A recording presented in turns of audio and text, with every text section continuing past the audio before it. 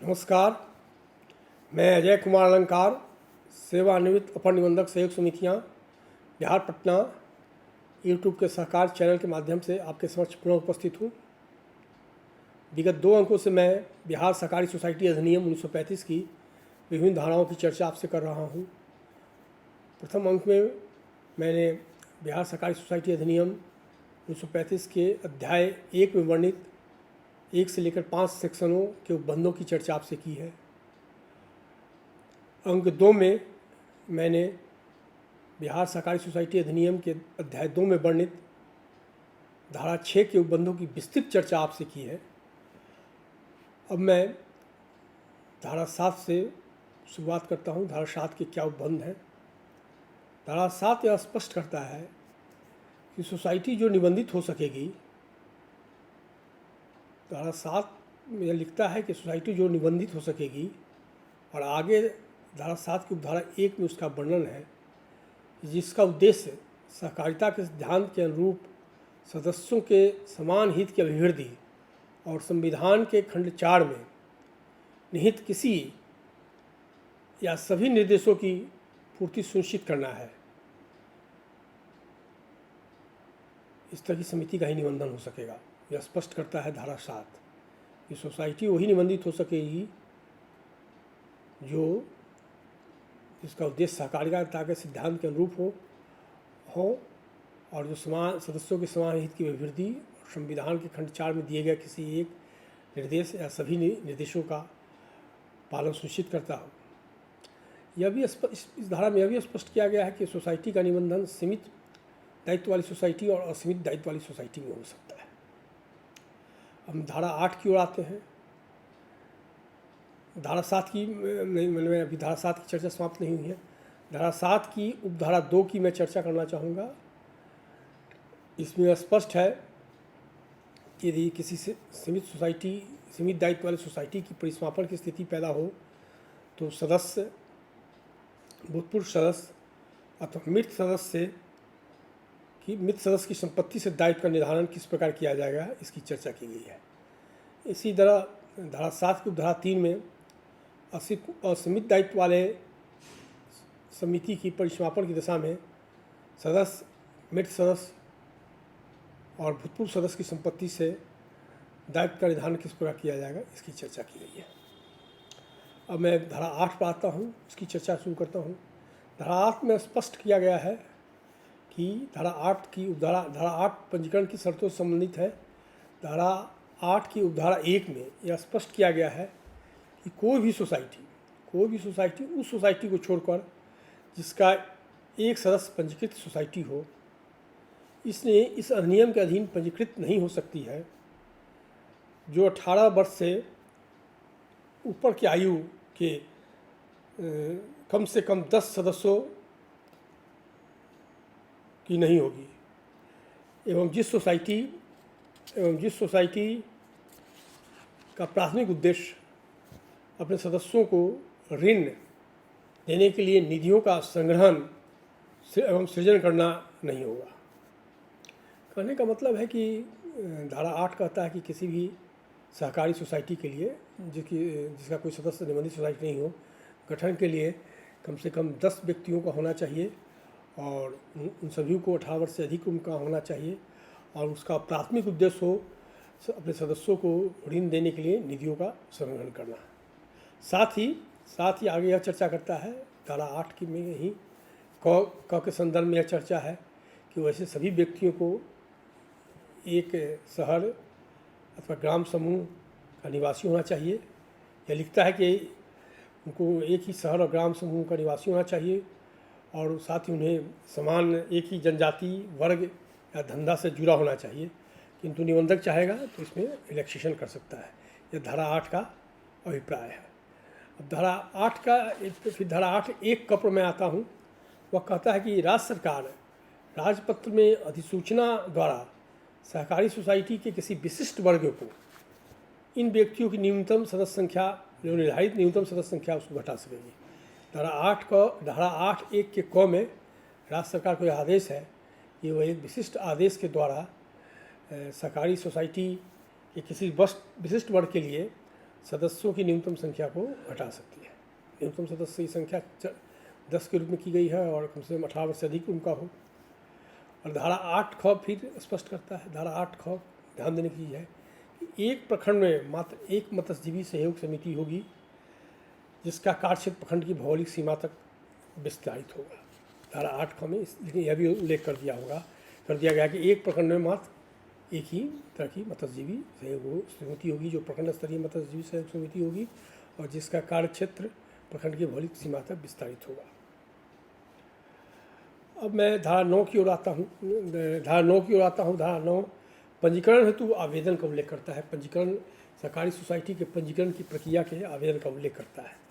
धारा 9 की उपधारा 1 में स्पष्ट किया गया है सोसाइटी के निबंधन हेतु आवेदन निबंधक के पास दिया जाएगा तथा उसके साथ प्रस्तावित उपविधि की एक प्रति, ध्यान दीजिएगा यह प्रस्तावित उपविधि की एक प्रति की चर्चा है और आगे जब हम बढ़ेंगे दूसरे क्लॉज में तो हम प्रस्तावित उपविधि की 4 प्रतियों की चर्चा है। तो यह स्पष्ट है धारा 9 में। धारा 9 की उपधारा 1 कहता है कि सोसाइटी के निबंधन हेतु आवेदन निबंधक के समक्ष दिया जाएगा। और एक चीज़ मैं और बताना चाहता हूँ, यहाँ तो फिजिकल आवेदन की चर्चा है लेकिन आजकल सोसाइटी निबंधन के लिए ऑनलाइन आवेदन लिया जा रहा है, ऑनलाइन आवेदन दिया जा रहा है। फिजिकल आवेदन की बात अब हम नहीं रह गई है, अब तो ऑनलाइन आवेदन ही हम प्राप्त किया जा रहा है सभी कार्यालयों में। तो यह कहता है कि सोसाइटी के निबंधन हेतु आवेदन निबंधक के पास दिया जाएगा जिसके साथ कम से कम प्रस्तावित उपविधि की एक प्रति रहेगी और जिन व्यक्तियों द्वारा अथवा के तरफ से, जिन व्यक्तियों के द्वारा अथवा जिनके तरफ से वैसा आवेदन पत्र दिया जाएगा वे सोसाइटी के संबंध में वैसे जानकारी देंगे जैसा निबंधक चाहेगा। धारा 9 की धारा 1 में है कि सोसाइटी की निबंधन हेतु आवेदन निबंधक के पास दिया जाएगा और उसके साथ कम से कम एक प्रस्तावित उपविधि होगी और सोसाइटी के निबंधक के इच्छुक व्यक्तियों द्वारा निबंधक को वह सूचनाएं दी जाएंगी जो उसकी अपेक्षा रखता है। धारा 9 की उपधारा 1 में इसका उल्लेख है। अब धारा 9 की उपधारा 2 में हम आते हैं। आवेदन पत्र पर कहता है कि निम्नांकित के हस्ताक्षर होंगे। आवेदन जो निबंधक के लिए आवेदन पत्र दिया जाएगा उसमें कितने हस्ताक्षर होंगे उसकी चर्चा करता है। तो कहता है धारा 9 की उपधारा 2 का क कहता है यदि आवेदक में कोई निबंधित सोसाइटी नहीं हो तो धारा 8 की उपधारा 1 या उपधारा क की अपेक्षानुसार अर्हता प्राप्त कम से कम 10 या इससे 10 व्यक्तियों द्वारा।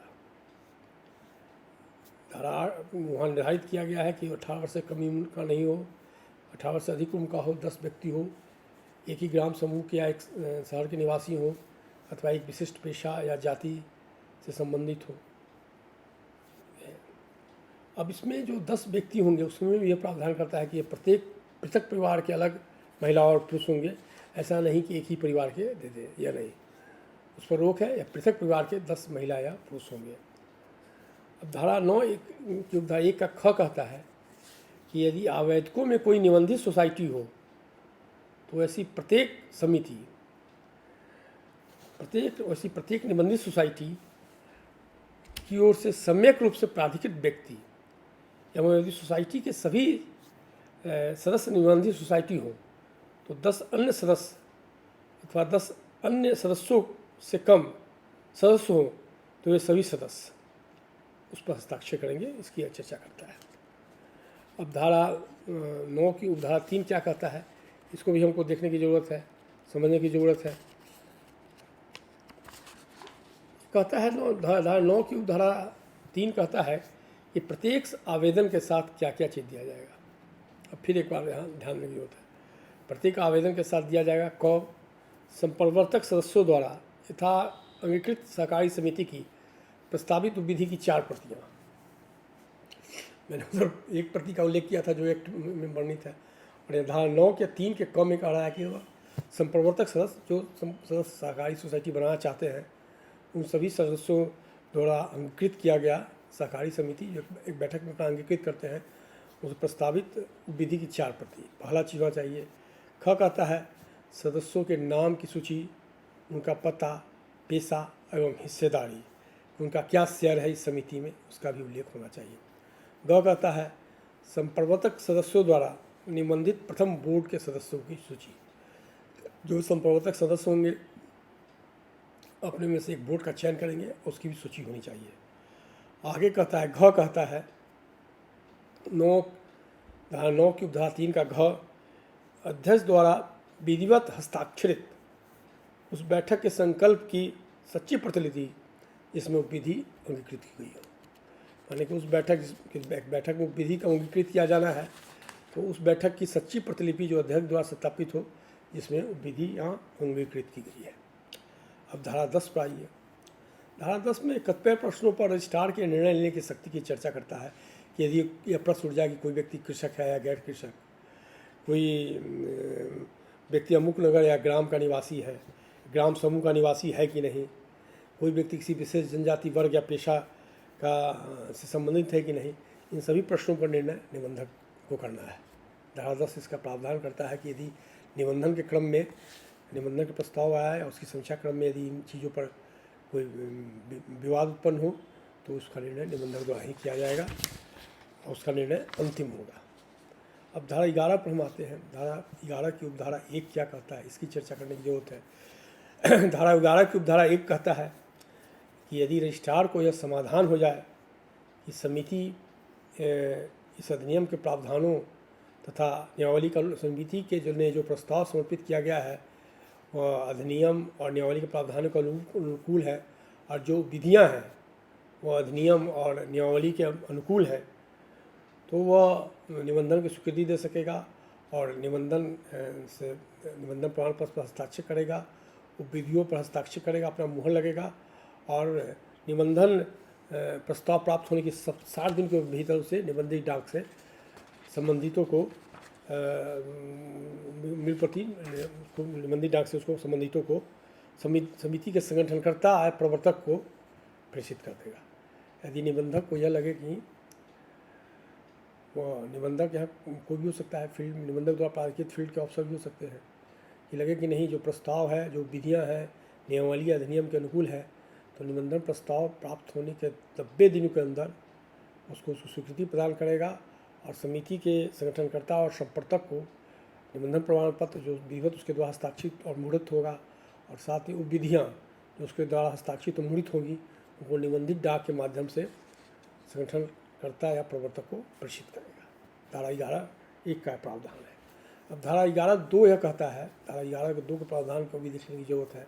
यह कहता है कि यदि रजिस्ट्रार की राय में, निबंधक की राय में उपरोक्त उपधारा 1 के अधीन उन्बद्ध शर्तों को पूरा किया गया प्रतीत न हो, वैसा हो कि जो प्रस्ताव है वह नियमावली या विधि के प्रतिकूल हो, नियमावली और अधिनियम के प्रतिकूल हो, और जो प्रस्ताव के साथ विधि संलग्न है वह नियमावली या अधिनियम के प्रतिकूल हो विधि, तो उसको वह कारण अभिलिखित करते हुए 90 दिनों के अंदर अस्वीकृत करेगा और उस कारण को समिति को संसूचित करेगा कि किन कारणों से आपका प्रस्ताव अस्वीकृत किया गया है।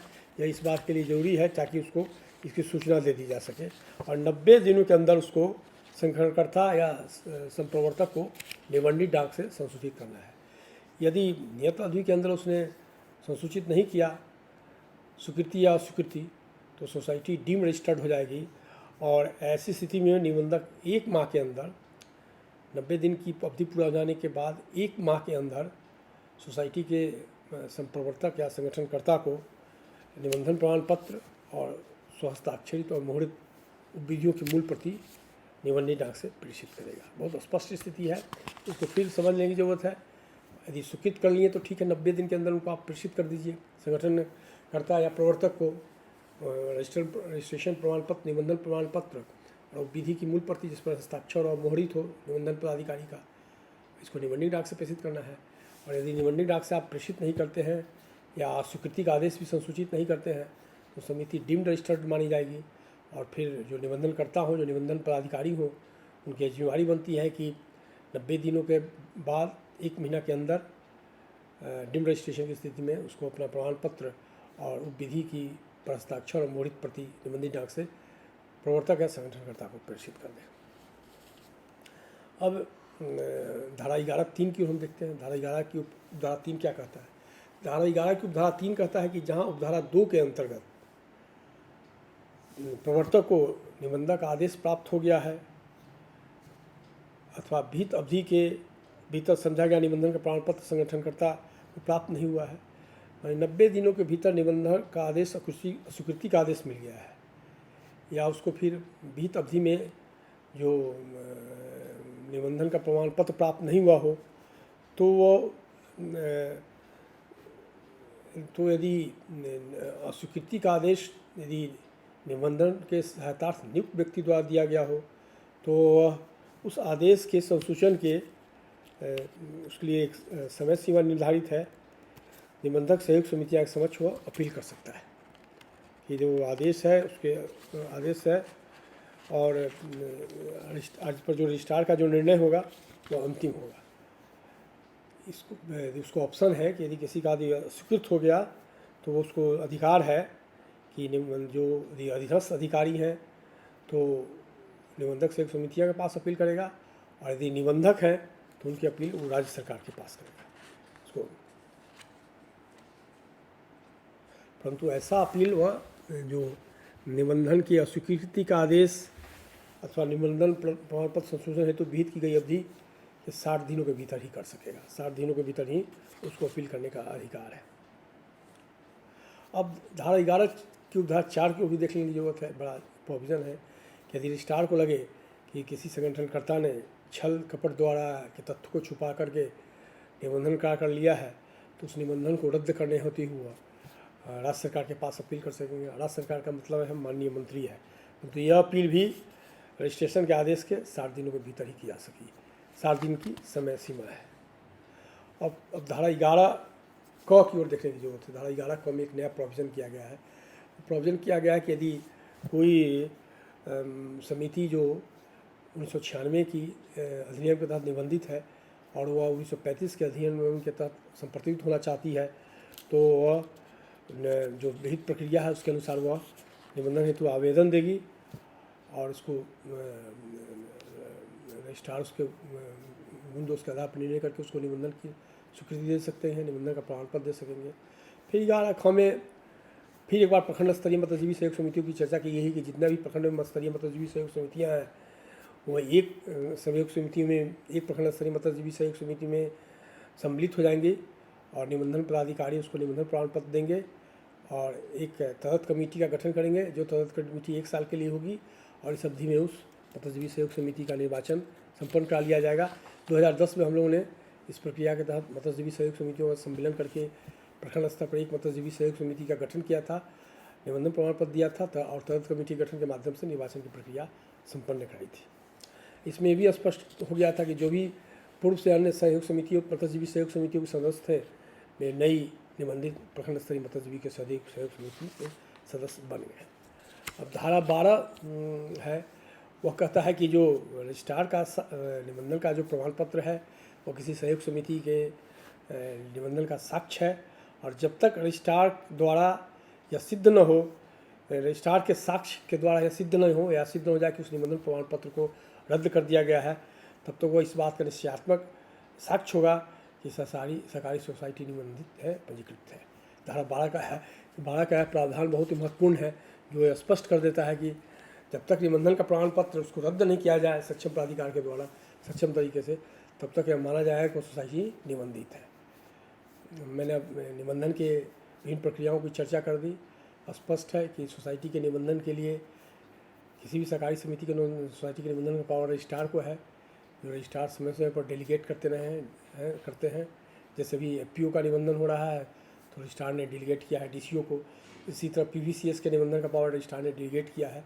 तो इस तरह प्राथमिक सरकारी सोसाइटी का पावर अधीनस्थ पदाधिकारी भी कर सकते हैं जिनको रजिस्ट्रार ने डेलीगेट किया है।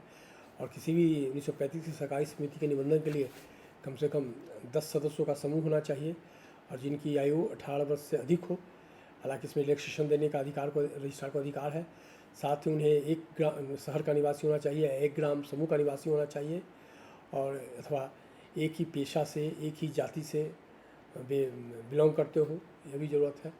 और वे जब वे आवेदन देंगे तो उसमें विहित प्रक्रिया का पालन करना होगा। आवेदन के साथ 4 विधियों की प्रति देंगे। उस बैठक की सच्ची प्रतिलिपि देंगे अध्यक्ष द्वारा अभिमानित, जिसमें वो विधियाँ अंगीकृत की गई है, और प्रथम बोर्ड के चयनित सदस्यों की सूची भी देंगे। अब रजिस्ट्रार या उसके अधीनस्थ अधिकारी जो भी स्थिति हो उस पर विचार करेंगे और देखेंगे कि यदि नियमावली और अधिनियम के अनुकूल है प्रस्ताव और विधियाँ, तो 90 दिनों के अंदर उसकी स्वीकृति का आदेश सूचित करेंगे। संप्रवर्तक को या संगठनकर्ता को निबंधित डाक के माध्यम से प्रमाण पत्र प्रेषित करेंगे, और विधि निबंधित उपविधि की मूल प्रति जिस पर उनका हस्ताक्षर मोहर होगा वह भी उसके साथ प्रेषित करेंगे। यदि 90 दिन के अंदर वे स्वीकृति का आदेश संसूचित नहीं करते हैं, प्रस्ताव लेकर बैठ जाते हैं, तो वह सोसाइटी डिम रजिस्ट्रेशन मानी जाएगी, डिम रजिस्टर्ड मानी जाएगी।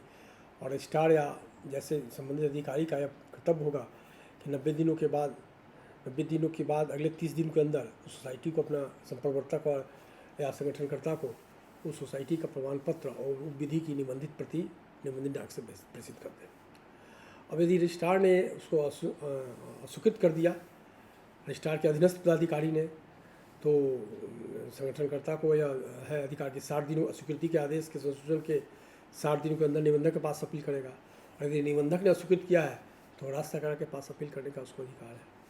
इसी तरह यह भी प्रावधान है कि यदि कोई छलपूर्वक निबंधन करा ले तो राज्य सरकार के पास अपील कर सकता है। निबंधक यह शक्ति को निबंधक को प्राप्त है, और यह बीत तिथि के 60 दिनों के भीतर ही अपील होना चाहिए। एक प्रावधान जो मत्स्यजीवी सहयोग समिति के बारे में है, जिसकी बहुत प्रासंगिकता नहीं रह गई है। 2010 में हम लोगों ने इसके तरफ किया था, प्रखंड स्तरीय मत्स्यजीवी सहयोग समितियों का गठन किया था, लेकिन उसको भी देख लेनी है। और सबसे अंत में जो एक प्रावधान है कि जो निबंधन का प्रमाण पत्र जब सक्षम प्राधिकार द्वारा रद्द नहीं किया जाता है, उसको विलोपित नहीं किया जाता है, तब तक वह साक्ष्य होगा कि सोसाइटी निबंधित है। यह एक बहुत पूर्ण प्रावधान है। और जब हम आजकल नगर विधियों में संशोधन के माध्यम से नगर पैक्स का पुनर्गठन कर रहे हैं, तो उस समय हमको यह ध्यान में रखने की जरूरत है। तो ठीक, अध्याय 2 की समाप्ति हो गई।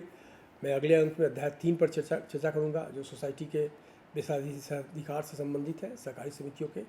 तब तक के लिए मैं आपसे विदा लेता हूँ। एक बार फिर मैं अनुरोध करता हूँ कि मेरे चैनल को लाइक करें, सब्सक्राइब करें और शेयर करें। धन्यवाद।